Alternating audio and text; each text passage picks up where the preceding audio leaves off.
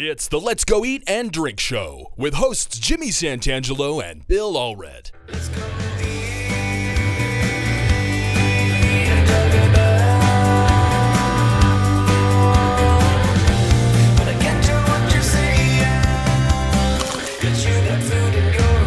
I'm your announcer, Zach Caton, and we're coming to you live on tape from the well-appointed studios of the Visit Salt Lake Media Center. Our guest today is Steve Urquhart. Mr. Urquhart served 10 years in the Utah House of Representatives and the Senate as a conservative Republican lawmaker.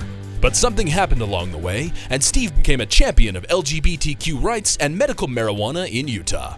After he left the legislature, he founded the Divine Assembly, a church that uses psychedelic mushrooms as their sacrament. Is that legal? And how did Steve's mind get blown? That's next. And now, here are your hosts, Jimmy and Bill.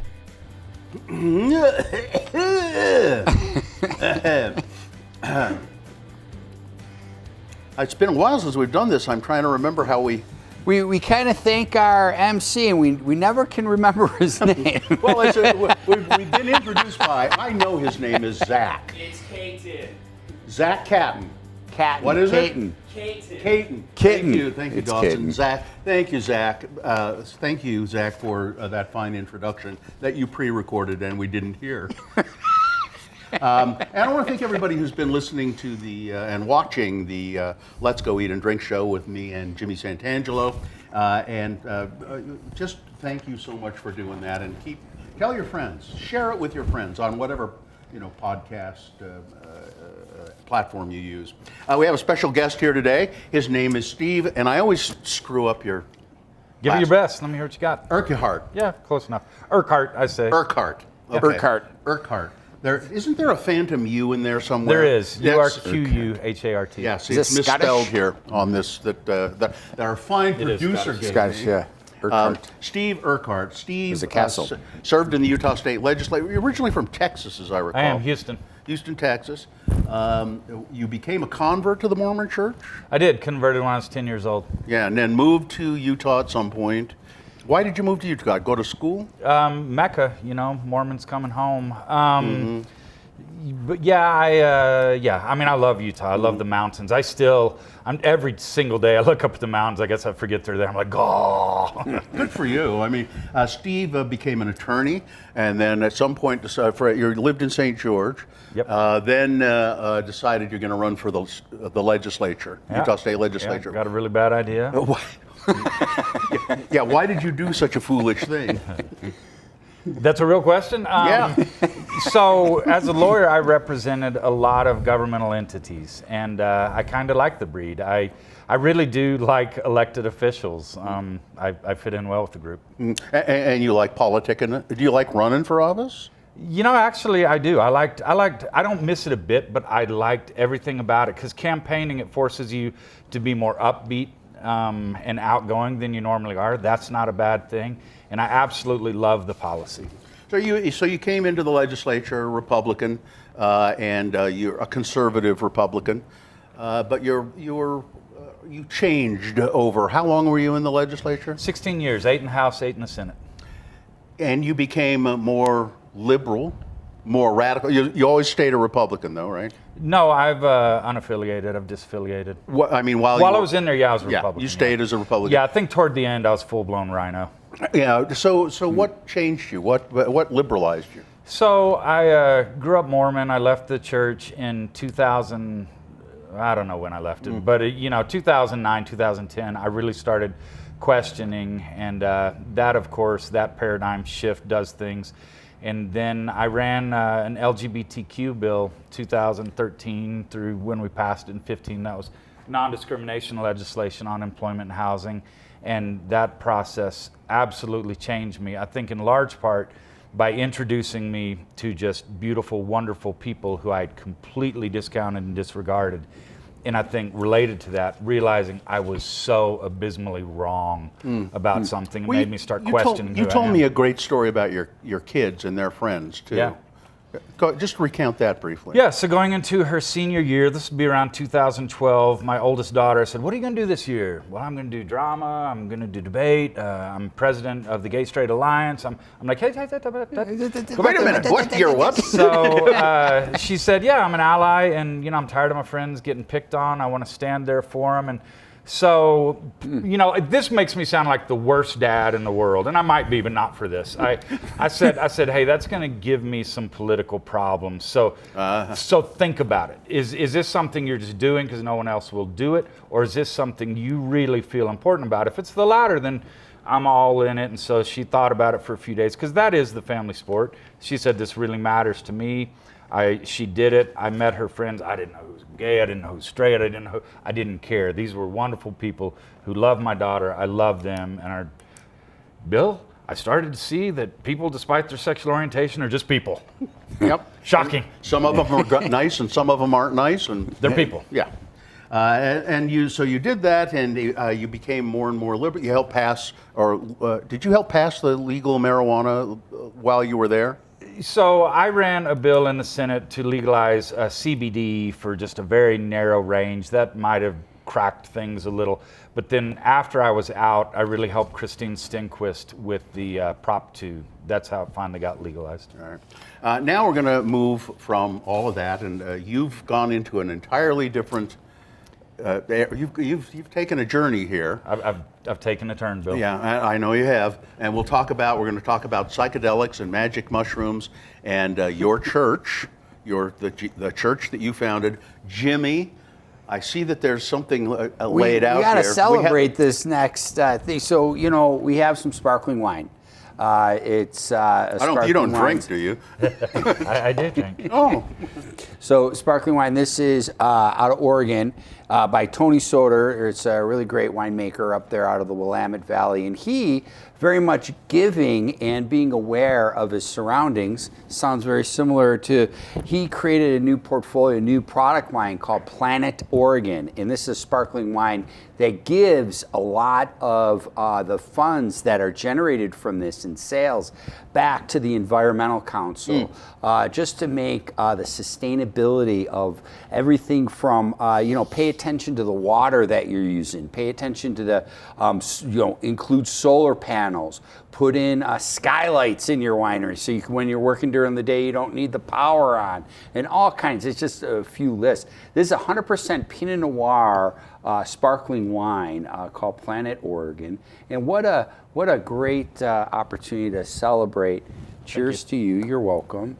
And we also have a little charcuterie here, just some pepper cheese and some herbes de Provence salami. Cheers. All right, cheers. Cheers. Cheers. Now we're going to talk about magic mushrooms. Steve, tell us about how you ended up founding a church which is called The Divine Assembly. The Divine Assembly. How did this all happen? Okay, so I've told this story a lot of times, so I'm just going to kind of skip over it. I escaped Mormonism through the sewer. Let's just say that. And I was really struggling mentally, emotionally. And right after I left the legislature, my wife and we experienced ayahuasca. And which is a South American? It comes out of the Amazon, and it is a very powerful hallucinogenic. And that changed everything. I started to see that. How did you experience ayahuasca? Were you walking down the street and it just hit you in the face, or? Just, my friends always make fun of me for this. We were in Amsterdam. It was right after I got out of the legislature, and basically I yelped up a shaman. I think I got her on Facebook or something. Which, don't do that, kids. That's not the way to do it. But she was awesome. Sara and I just did it in her apartment, and fortunately, it was wonderful. In Amsterdam. Yeah. So it opened the doors of perception there. It did, and so it really started to change perception, and I really started to heal and get healthy, and found I don't think I would have done this without psychedelics. I realized I got some issues, so got into therapy, and I am so happy right now. I sleep through the night, and really feel wonderful. So you start the church, the Divine Assembly, and how how did that grow? I mean, how did you make that grow? Yeah, so, I crawled out of the Mormon church and started having these experiences. And remember, my last few years in the legislature, I was fighting for LGBTQ rights, which in Utah, that means you're fighting against the Mormon church. So they made me Six Sigma on religious rights and religious freedoms. So I'm realizing, wait, I can use my skills, my legal knowledge to help this space. This is a religious experience. There are religious protections, so we started that, and all my friends were like, we just left one goofy ass religion. Don't start another. But I felt into it, and this is legit. But there's drugs. Yeah, I know, this is a fun religion. But so, it really is a sincere thing, a lot of healing, and we just kind of grow mostly by word of mouth. Sara and I were the worst marketers in the world, but people just keep finding us and joining.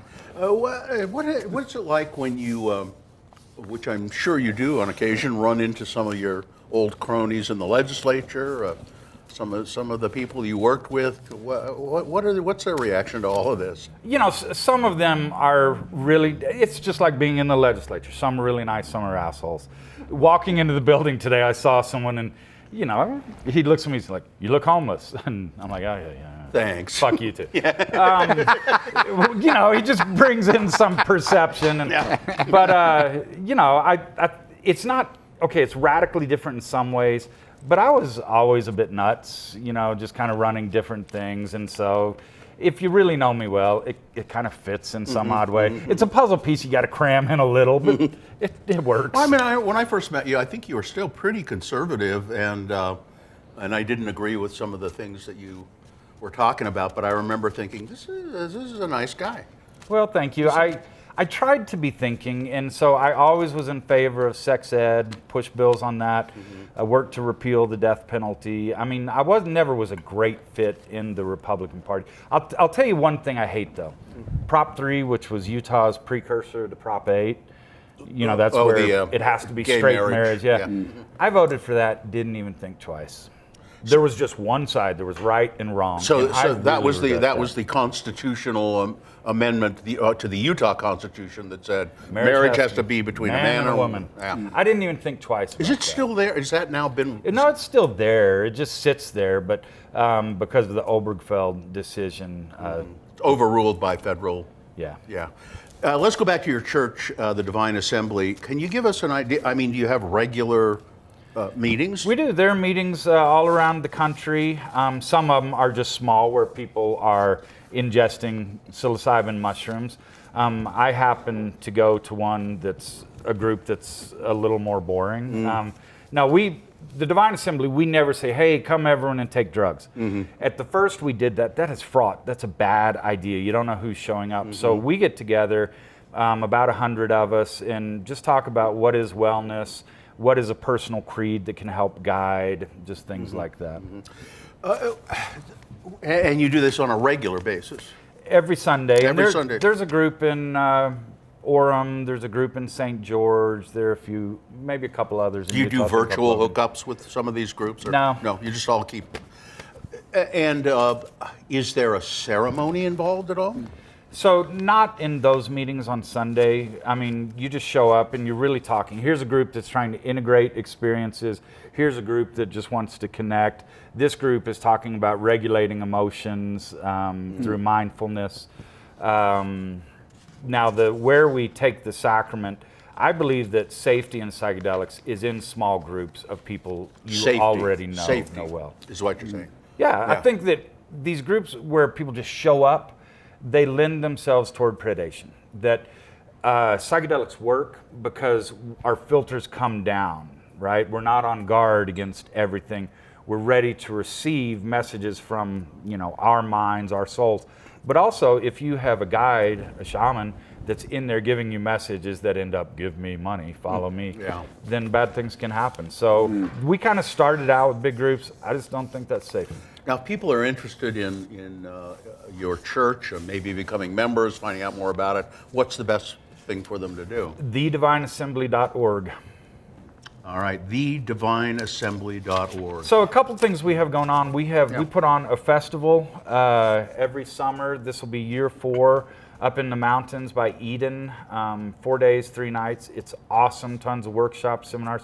And we have 683 acres out past Tooele and Grantsville, where we're going to build an amphitheater, a learning center, ponds, and some great worship centers. Psychedelics are finally becoming more and more acceptable in the mainstream. I think what's his face? I always forget his name. Paul Stamets? No. He wrote the book about Michael Pollan. Michael Pollan. Oh, yeah.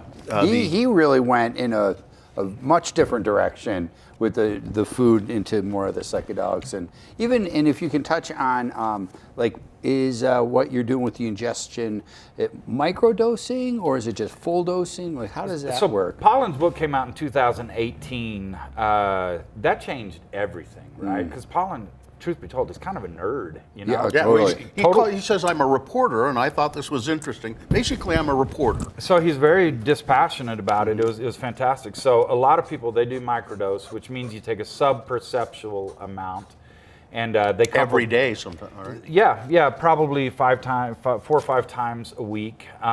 What I love to do is I love jumping in the deep end, flood dose, and just really, no brakes, no handles, just go where it takes me. Mm-hmm. Have you ever had a bad experience doing that? Define bad experience. I mean, I had one where I was convinced these wonderful people who do a ceremony in a cave, all this smoke was coming in. I was convinced they were trying to kill us. We were in the middle of the desert, the middle of nowhere. So I'm trying to get people, hey, I think these guys are trying to kill us. And so I'm truly I crawl out of the cave. Moab's like 50 miles away. I'm just going to crawl to Moab. So I would define that as bad. So they're like, hey buddy, what you doing? Well, they're in on it. So I'm like, nothing. but it worked out just fine because we sat there. I sat down there with someone lovely, and I think what I was doing, I've battled anxiety my whole life, and I think this was my anxiety just telling me lies, telling me fictions. So we just sat there, and she and I worked it out. It was beautiful. Yeah, years ago, I've had experience with psychedelics, not for I don't remember the last time. Probably 30 years ago. We can change that, Bill. I know you Every could. Sunday. I know. And I keep being tempted. Brother Allred, we can change that. I keep being tempted to do it because most of the experiences I had were lovely. Yeah. Just a lot of fun. I wouldn't even call them particularly spiritual. We just had a lot of fun. Yeah. Enjoyed ourselves, and it was a small group of people. The couple of times it was not pleasant was with the people I didn't know, and they were assholes, and that kind of thing. Well, there's certainly faces in the trees when you're. Well, I see those anyway. Let me. I don't need. Some of us don't need psychedelics. Bad experiences. Actually, quite a few. I would get to this place where I just feel all alone. And what you're supposed to do when you see something that scares you is turn to it and say, "What do you have to teach me?" Well, I would just panic, do some sort of thumb sucking. And finally, I realized that is my greatest fear, is being absolutely alone in the universe. And so then I faced it, and I was like, oh, I'm not alone. I've never been alone. It's some fiction that my mind tells myself. Let me ask you about the legalities of certain things. You were in the Salt Lake Tribune today, the day we're recording this, about you will. If people go to your website, there's a tab you can. There's a thing you can click on there that says if you want to grow your own mushrooms, here's a kit to do it. It's easy to do. You can grow your own psychedelic mushrooms, and we'll send you everything you need to start growing, the spores, everything. Right. So the question has to be, how is this legal? Well, we'll see. If I'm in jail by the time this broadcast, the answer is no. So religion is protected in the United States, and so a court would look, if I were to be prosecuted, because mushrooms, it is a Schedule I controlled substance. They are illegal. Let's start from that point. With worship, if you are safe and if the substance is central to your sincerely held religious beliefs, then it's fine. We have a unanimous Supreme Court case saying that about an ayahuasca church. So they would have to crawl into my mind and say, are mushrooms central to his sincerely held religious beliefs? They are. They absolutely are. Would I be able to show that to a jury of my peers? Hopefully a jury of my peers is heavy into psychedelics.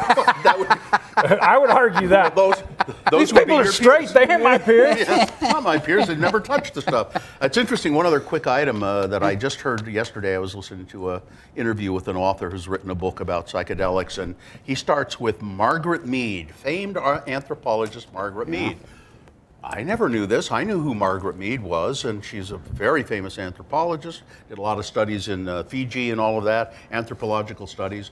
Well, also she did a lot of studies of peyote, psilocybin. Oh, fantastic. She was doing anthropological work on a Native American reservation somewhere at one time, and they did peyote all the time, and she was fascinated by that. Started doing it and researching it, and she was very heavily into finding out what that was all about. Yeah, and that very much is a religion. So I have used mescaline, which is the psychoactive ingredient of peyote. I love it. It's really bright. That's wonderful. the one I've had fun with. But on that peyote, I am gonna die never doing peyote. I think we've taken so much from the Native Americans. There's not a lot of peyote in the world. I'm going to say that's theirs. I'm not going to. Oh, really? Yeah. How is it different? How is mescaline different from that? Well, that is the psychoactive. Or I mean, how is the mushrooms that you do? Yeah. So that's psilocybin. Right? Yeah. So ayahuasca, you're just flat. It's tough to get up, tough to move. Acid, you're a lot of up. Mushrooms, you're up and down. It's kind of all. In any second, you can be up and down. Mescaline for me, I've only used it twice. In both times, it was just like I'm floating over a vibrant field of daisies. I don't know if that's the typical experience. It was so smooth and vibrant. Yeah, everything is really brightly colored, and if you're with people that you have fun with, you end up laughing your ass off. Yeah. That's all the time. So I was loving it, and I talked my wife into joining us on that one. And so, she's on the spectrum, and she doesn't like doing it with groups. So there's this great musician. He's a professional, outstanding musician. He's playing, and it's awesome. He's playing his crystal harp over everyone. So he goes over her. I'm like, this is going to be interesting. So he plays over her, and she just goes, stop.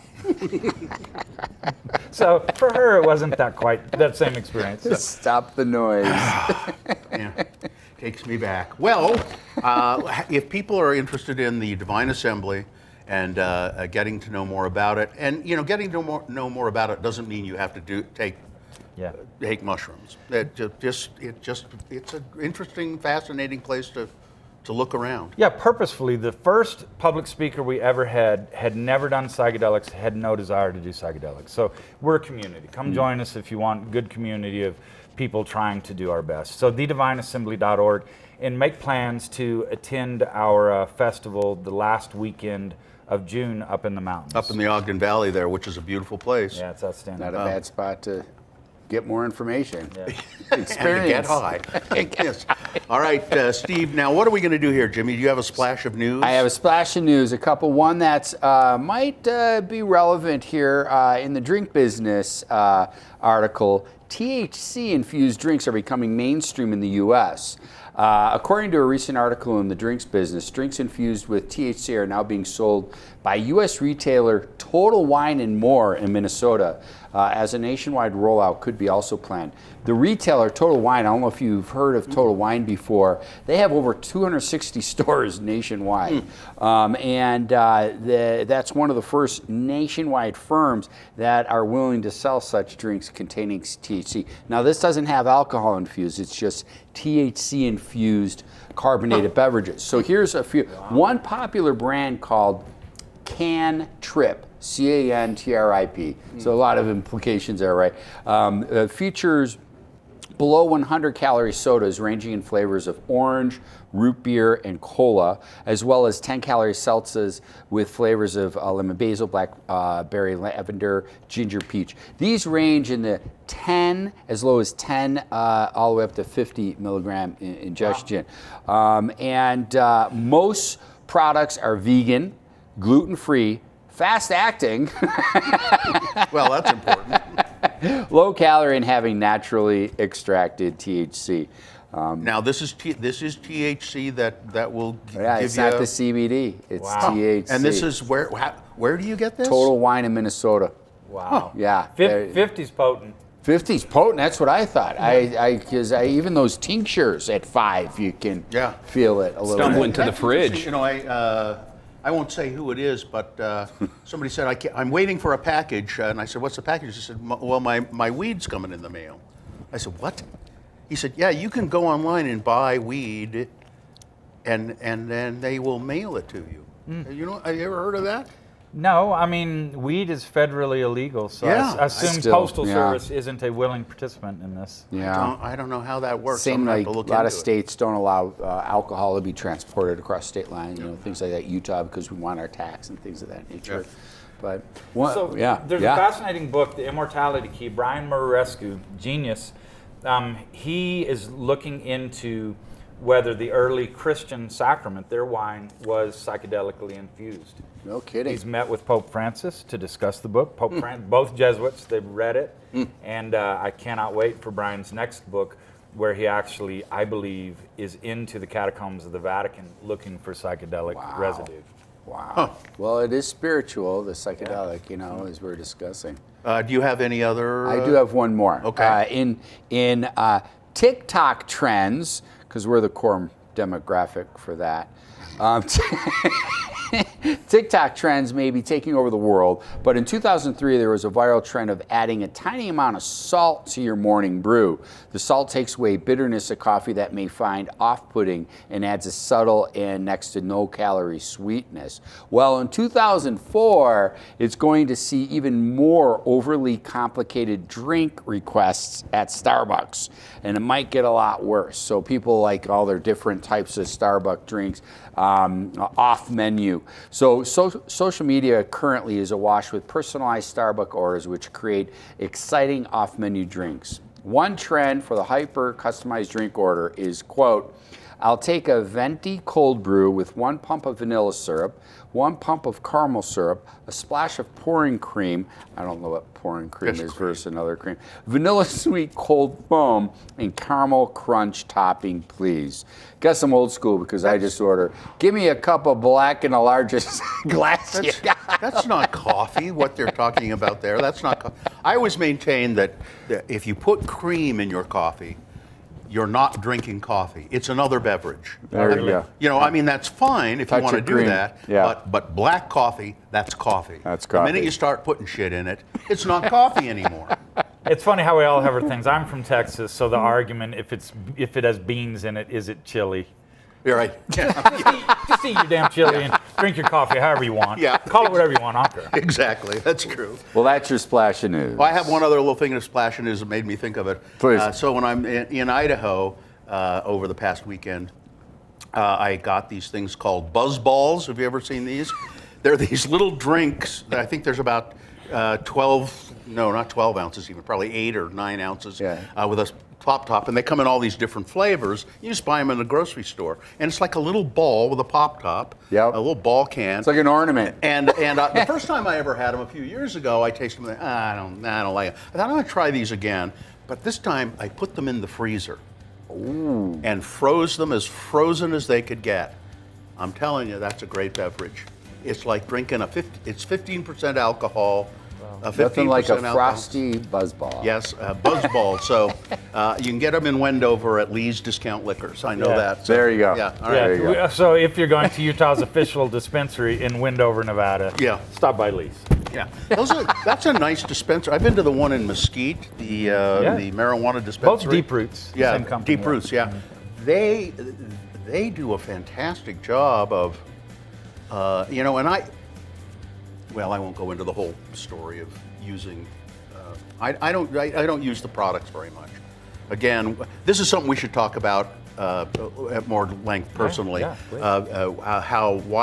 does marijuana or THC always make me feel paranoid when I do it? Oh, really? Yeah, always makes me feel paranoid when I occasionally do it at home or something with a gummy or something like that. My family always says, my kids say, geez, we love Gummy Dad. He's great. Gummy Dad. And I always... So I got that call that you hate. My son, he called up, he's like, the police are coming for me. I'm like, oh hell, where are you? He's like, I'm in the Dominican Republic. I go, what's up? He's like, well, I used some weed. And I'm like, What makes it, finally I'm like, son, you're just paranoid. You're going to be okay. Yeah, you No don't one want was to, in coming the for you. DR, you don't want to be. Yeah, that's kind of me. paranoid I there. was kind of. Have a cigar, go to the beach, get some rum, you'll be fine. All right, is that it? We don't have the flashcards today, do we? No, not the flashcards. Okay.